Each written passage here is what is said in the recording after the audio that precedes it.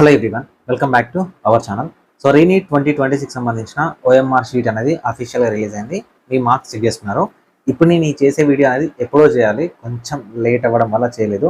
ఆంధ్రప్రదేశ్ వాళ్ళకి చేసి పెట్టాను. ఇప్పటివరకు మీరు చాలా రకాల కట్ ఆఫ్లు చూస్తుంటారు. ఆ కట్ ఆఫ్లు అన్నీ కూడా ప్రిడిక్టెడ్ మాత్రమే. ఇప్పుడు నేను చెప్తుంది కూడా ప్రిడిక్టెడే. కొంచెం డిఫరెంట్ వేలో మీకు చెప్పే ప్రయత్నం చేస్తాను. ఇంతకుముందు ఆంధ్రప్రదేశ్ వాళ్ళకి ఎలా చెప్పానో తెలంగాణ వాళ్ళకి కూడా అలానే చెప్తాను. ఒక 50% ఆఫ్ ద ఇన్ఫర్మేషన్ మాత్రమే ఇక్కడ ఉంటుంది.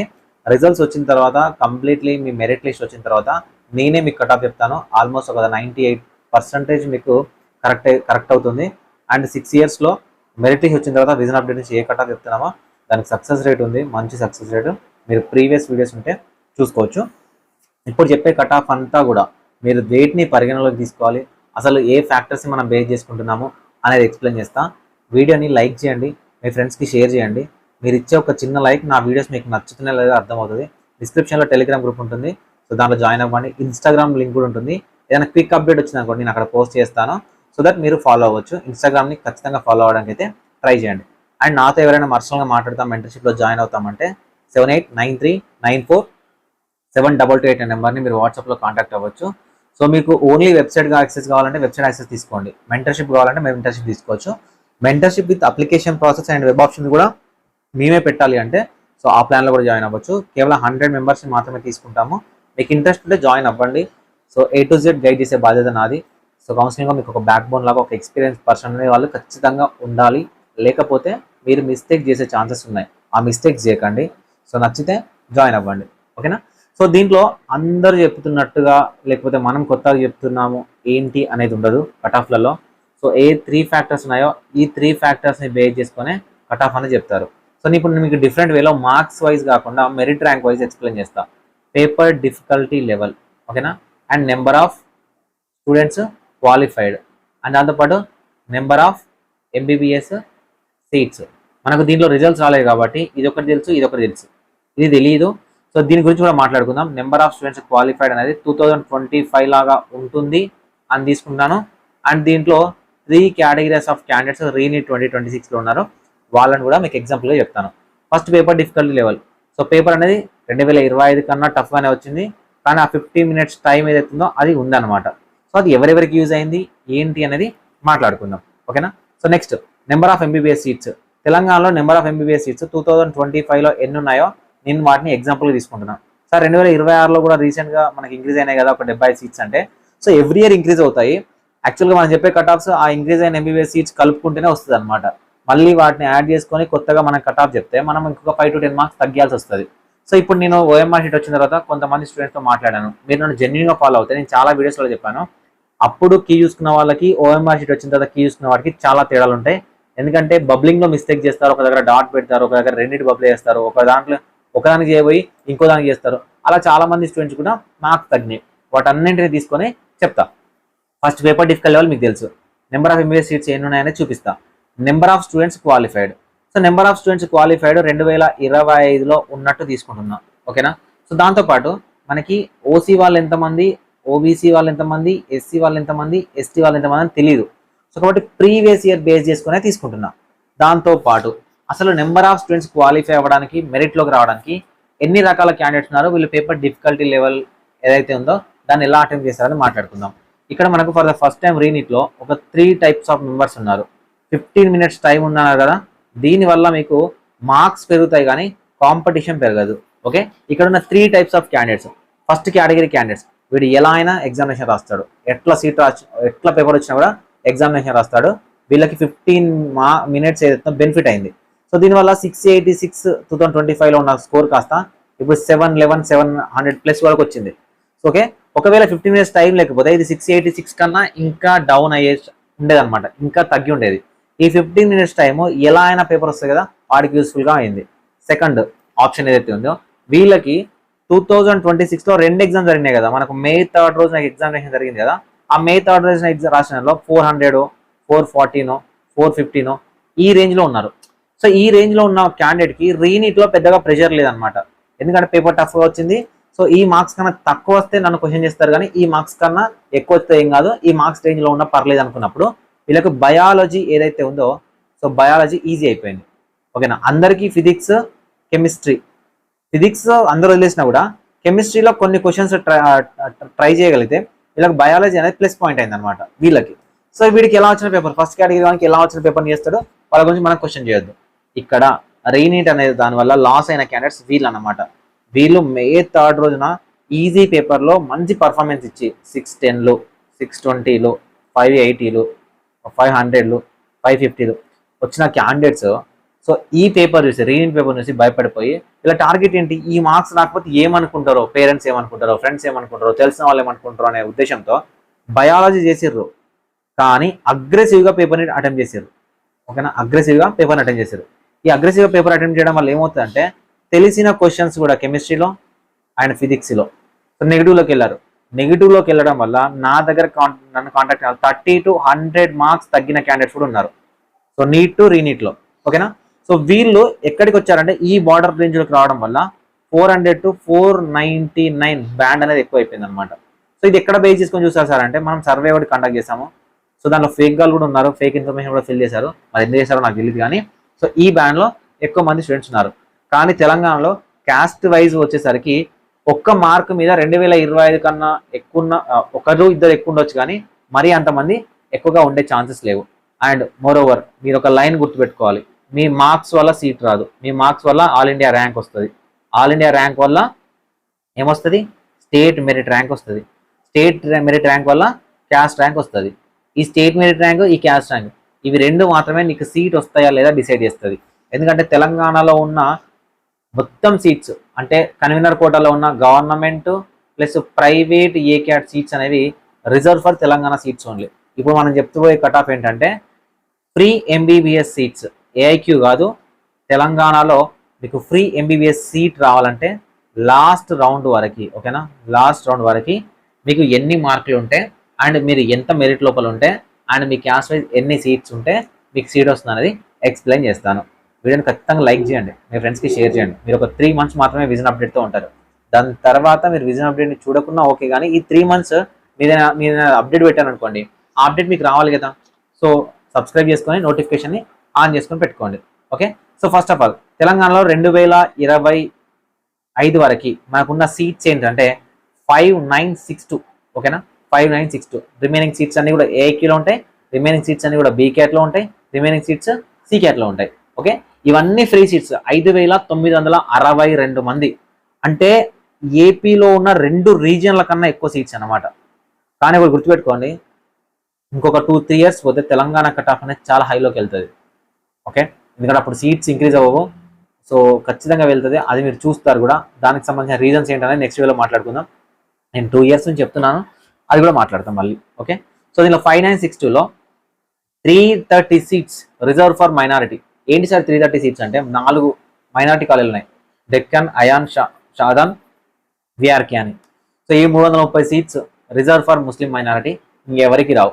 203 సీట్స్ ఉంటాయి ఈడబ్ల్యూఎస్, ఇవి ఈడబ్ల్యూఎస్ వాళ్ళతో ఫిల్ అయిపోతాయి. 530 సీట్స్ మనకు తీసేస్తే మనకు దాదాపుగా 5400+ సీట్స్ అనేవి మనకు ఏ క్యాట్లో ఫ్రీ సీట్స్ అనమాట. సో దీంట్లో ఓసీలో 46%. ఏంటి సార్ 56% కాదా అంటే లేదు, 4% ఎస్టీలకు యాడ్ అవుతుంది. సో టోటల్గా మనకున్న సీట్స్ 2499, దాదాపుగా 2500 సీట్స్ ఉంటాయి. ఓకేనా, next number of MBBS seats చెప్పాను కదా. BCE 217 seats, 4% reservation.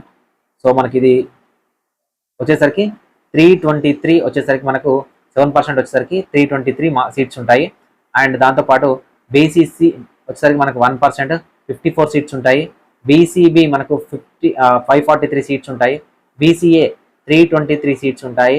And SC1 54, SC2 489, SC3 271 seats అనేవి మనకు అఫీషియల్గా ఉంటాయి అన్నమాట.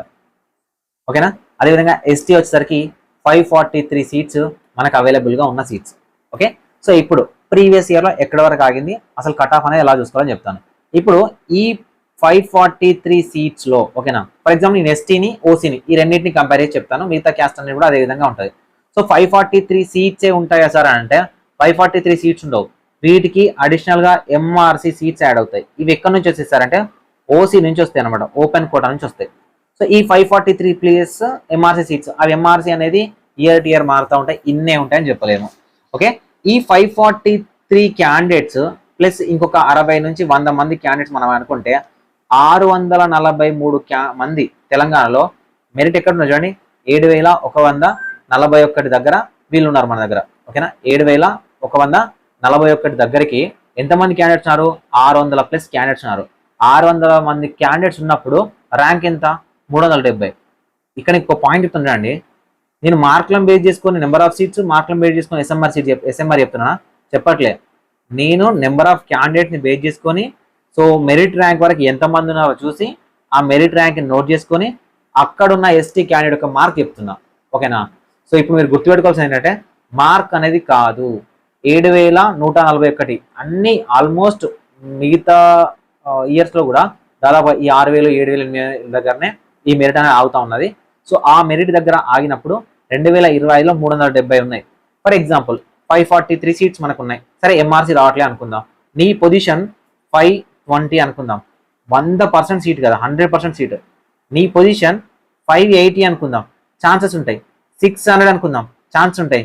650 వరకు అనుకుందాం, ఛాన్సెస్ ఉంటాయి. ఎందుకంటే ఏఐక్యూలోకి వెళ్తారు, ఎంఆర్సీలోకి వెళ్తారు కాబట్టి. నీ మెరిట్ అనేది 800 ఉంది అనుకుందాం, ఎస్టీలో సీట్ వస్తుందా? రాదు. మరి ఇది ఎవరు చెప్తాడు? ఎవడు చెప్పాడు. ఎప్పుడు తెలుస్తుంది? మన కౌన్సిలింగ్ స్టార్ట్ అయ్యి మనం అప్లికేషన్ చేసినప్పుడు ఈ స్కోర్ అనేది తెలుస్తుంది. ఓకేనా, ఎంత పొజిషన్ ఉందో తెలుస్తుంది.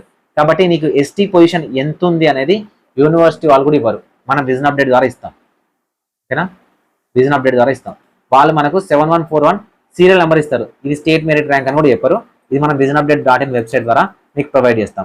ఓకేనా, సో కాబట్టి నీ పొజిషన్ అనేది ఎస్టీలలో 543 దగ్గర ఉంది 2026లో అంటే నీకు 100% సీటు. 650 దగ్గర ఉంది అనుకో, ఇంకా సీట్ ఛాన్సెస్ ఉంటాయి. 800 దగ్గర ఉంది, సీట్స్ లేవు.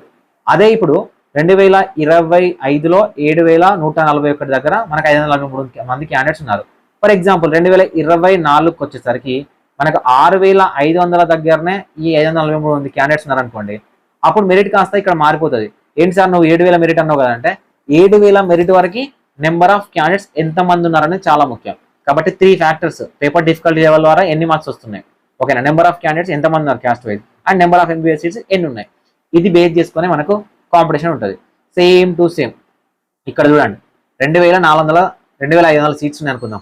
ఓకేనా, 2,500 సీట్స్ మనకు రఫ్గా 1,300 నుంచి 1,400 మంది ఓసీ వాళ్ళు ఫిల్ అవుతారు, ఓన్లీ ఓసీ వాళ్ళు. ఇది నేను 403 చెప్తున్నాను కదా, ఇది ఓసీ క్యాండిడేట్స్ కట్ ఆఫ్. అంటే మనకు ఓసీ క్యాండిడేట్ డైరెక్ట్ ఉంటాడు కదా, ఆ candidate cut off. Open category cut off కాదు, ఓపెన్ కేటగిరీ వీళ్ళు, కానీ ఓపెన్ కేటగిరీలోకి అందరూ వస్తారు. ఓపెన్ కేటగిరీ కట్ ఆఫ్ మనం 450 దగ్గర 430 దగ్గర కట్ అవుతుంది. కానీ అక్కడ నుంచి ఎంఆర్సీలోకి రిమైనింగ్ క్యాండిడేట్స్ అందరు వెళ్ళిపోవడం వల్ల ఓపెన్ క్యాండిడేట్స్ ఫిల్ అయ్యే పర్సంటేజ్ మనకు 1,400+ ఉంటుంది తెలంగాణలో. సో దీంట్లో వచ్చే కట్ ఆఫ్ 403 వచ్చింది. ఇక్కడ మెరిట్ 4,463 దగ్గర 1,400 మంది ఓసీ క్యాండిడేట్స్ ఉంటే వాళ్ళకి వచ్చిన cut off 403. Sir remaining 1000 seats ఎడిపోతాయి సార్ అంటే ఎంఆర్సీలోకి వెళ్ళిపోతాయి, అంటే క్యాస్ట్ రిజర్వేషన్లోకి వెళ్ళిపోతాయి. ఫర్ ఎగ్జాంపుల్ ఈ ఇయర్లో 4,463 దగ్గర కాదు, 3,500 దగ్గరనే మనకు 1,400 మంది క్యాండిడేట్స్ ఉన్నారు అనుకోండి. మార్కుల పరంగా అండ్ క్యాస్ట్ పరంగా పెరిగినట్టే. లేదు 5,000 ర్యాంక్ వరకు వెళ్ళారు, ఓకేనా, 5,000 ర్యాంక్ వరకు వెళ్ళారు, అక్కడ 1,400 మందే ఉన్నారంటే అప్పుడు వచ్చే కాంపిటీషన్ వేరుంటుంది. అయితే ఒకటి గుర్తుపెట్టుకోండి, మీకు టాప్లో ఉన్న క్యాండిడేట్స్ ఎవరైతే ఉన్నారో ఆల్ ఇండియా ర్యాంక్లో మనకు ఫర్ ఎగ్జాంపుల్ 686 నుంచి మనకు 711 మార్క్స్ అంటున్నాం కదా, ఇక్కడ 20 to 30 మార్క్స్ పెరిగినాయి కదా, మనకు నెంబర్ ఆఫ్ క్యాండిడేట్స్కి మార్క్స్ అనేవి టాప్ క్యాండిడేట్స్ పెరుగుతాయి కావచ్చు. ఓకేనా, టాప్ కేటగిరీలో ఉన్న క్యాండిడేట్స్కి పెరుగుతాయి. దానివల్ల ఏమవుతుంది అంటే మార్క్ రేంజ్ పెరుగుతుంది, కానీ స్టేట్ మెరిట్ ర్యాంక్ కానీ నెంబర్ ఆఫ్ క్యాండిడేట్స్ ఫిల్ అయ్యేది పెరగదు. ఓకేనా, ఇలా గుర్తుపెట్టుకోండి. సో ఇది నేను మీకు ఇన్స్టాగ్రామ్లో పోస్ట్ చేస్తాను లేదా టెలిగ్రామ్ గ్రూప్లో పోస్ట్ చేస్తాను. ఇది caste wise state merit rank and మార్కులకి కట్ అయింది. ఇది బేస్ చేసుకుంటే సో తెలంగాణలో ఓసీలో మీకు సీట్ రావాలి ఫ్రీ ఎంబీబీఎస్ సీట్ అంటే 410 మార్క్స్. ఎందుకు సార్ నువ్వు ఇన్ని చెప్పి మళ్ళీ మార్క్స్ చెప్తున్నావు అంటే, నాకు ఈ మెరిట్ ఎంతో తెలియదు, ఎంతమంది ఓసీలు ఉన్నారో తెలియదు, ఈ మెరిట్ ఎంతో తెలియదు, ఎంతమంది బీసీఈలు వాళ్ళు ఉన్నారో నాకు తెలియదు. సో కాబట్టి మనం ప్రీవియస్ ఇయర్ ట్రెండ్ అనాలిసిస్ చూసి ఈ మెరిట్ వరకు వస్తే 1,400 మంది క్యాండిడేట్స్ ఉంటే, so overall India wise competition చూస్తే మన దగ్గర సర్వే రిపోర్ట్ చూస్తే నేను ఇస్తున్న కట్ ఆఫ్ 410 సేఫ్ స్కోర్. ఓకేనా, ఇది ఇంకా తగ్గొచ్చు, ఇంకా నెంబర్ ఆఫ్ సీట్స్ పెరిగితే. సో ఇది ఇంకా పెరిగే ఛాన్స్ ఉంది, మనకు చాలా ఎక్కువ మందికి మార్కులు వస్తాయి. ఫర్ ఎగ్జాంపుల్ ఇప్పుడు 500 మార్కుల దగ్గర 2025లో 100 మంది ఉన్నారు అనుకుందాం ఒకటే మార్కుల దగ్గర. ఇప్పుడు 500 మార్కుల దగ్గర 1000 మంది ఉన్నారు అనుకుందాం, కట్ ఆఫ్ పెరుగుతుంది. అదే 500 మార్కుల దగ్గర మనకు 30 మంది ఉన్నారు అనుకోండి, కట్ ఆఫ్ తగ్గుతుంది. అంటే అది కట్ ఆఫ్ తగ్గినట్టు కాదు, నెంబర్ ఆఫ్ క్యాండిడేట్స్ తగ్గినట్టు కాదు, మార్కు తగ్గుతుంది అంతే. ఓకేనా, 410 మార్కులకు వచ్చేది 400 మార్కులుగా కనిపిస్తుంది. ఇలా గుర్తుపెట్టుకోండి. ఓకే, బీసీఈ అయితే 396 ప్లస్ ఉంటే మీకు సీట్ వస్తుంది, ఇంక్లూడింగ్ మైనారిటీ కలుపుకొని. 400 ప్లస్ ఉంటే బీసీడీ వాళ్ళకి వస్తుంది, బీసీసీ వాళ్ళకైతే 350 మార్క్స్ వస్తాయి. సో బీసీబీ వాళ్ళకి 398 మార్క్స్ వస్తాయి, బీసీఏ వాళ్ళకి 340 ప్లస్ వస్తుంది. ఇంకా SC1 అయితే జస్ట్ క్వాలిఫై అయినా సరిపోతుంది, కాకపోతే ఈ ఇయర్ కాంపిటీషన్ ఉండొచ్చు 300 plus, SC2 358 plus, SC3 372 plus ఉంటే ఛాన్స్ ఉంది, ST వచ్చేసరికి 375 ప్లస్. ఇప్పుడు నేను చెప్తున్న ఈ మార్క్స్ ఏవైతే ఉన్నాయో ఈ మార్క్స్ మీకు బార్డర్ లైన్లో ఉండి ఇంతకన్నా మీకు ఒక 5 to 10 మార్క్స్ తగ్గుతున్నాయి, లేదు మేము బిలో 390 ఉన్నాము, ఓకేనా, బిలో 390 ఉన్నాము అంటే సో మీరు ఇమీడియట్గా లాంగ్ టర్మ్ కానీ ఇంట్లో కానీ ప్రిపేర్ అవ్వండి. యాజ్ ఏ పేరెంట్గా మీరు కౌన్సిలింగ్లో పార్టిసిపేట్ చేయండి. ఎందుకంటే కౌన్సిలింగ్ మొత్తం జరగడానికి 5 నెలల టైం పట్టింది అనుకోండి, డిసెంబర్ దాకా జరిగింది అనుకోండి, అప్పటిదాకా పిల్లలకి టైం వేస్ట్ చేయకండి. సో పిల్లల్ని లాంగ్ టర్మ్లో జాయిన్ చేయండి, మీరు కౌన్సిలింగ్లో పార్టిసిపేట్ చేయండి. సో యాజ్ ఏ మెంటర్గా, విజన్ అప్డేట్ అడ్మిన్గా నేను మిమ్మల్ని గైడ్ చేస్తాను. ఓకే, సో మీకు ఇంకేమైనా డౌట్ ఉన్నా కమెంట్ సెక్షన్లో కమెంట్ చేయొచ్చు, ఇన్స్టాగ్రామ్లో అడగచ్చు, అండ్ టెలిగ్రామ్ గ్రూప్లో కూడా అడగచ్చు. అండ్ మెంటర్షిప్లో జాయిన్ అవ్వాలనుకుంటే 78939478 నెంబర్ని మీరు కాంటాక్ట్ అవ్వచ్చు. గుర్తుపెట్టుకోండి, ఎవడో మీకు తక్కువ మెంటర్షిప్ చేస్తున్నాడని, వాడు భయపెడుతున్నాడని, వెబ్ ఆప్షన్స్ ఇలానే పెట్టాలని, లేదంటే నేను అదే అని ఇదని చెప్పింది అనుకోండి, ఖచ్చితంగా వాడు ఫేక్ ఇన్ఫర్మేషన్ ఇస్తున్నట్టు. ఓకే, సో మీరు విజన్ అప్డేట్ని జాయిన్ అవ్వాలనుకుంటే గూగుల్ రివ్యూ చూడండి, ఓకే అనుకుంటే జాయిన్ అవ్వండి, లేదంటే ఛానల్ని ఫాలో అవ్వండి, సరిపోతుంది. సార్ మాకు టైం లేదు, మేము చేయలేకపోతున్నాం, ₹1 సీటు, మేము తప్పులు చేయొద్దు అనుకున్నామంటే మీరు ప్లాన్ 2లో జాయిన్ అవ్వండి, నేను మీకు గైడ్ చేస్తాను. ఏమైనా డౌట్ ఉంటే వాట్సాప్లో కాల్ చేయండి, డీటెయిల్స్ చెప్తా, ఓకే అనుకుంటే జాయిన్ అవ్వచ్చు. Thank you for watching this video.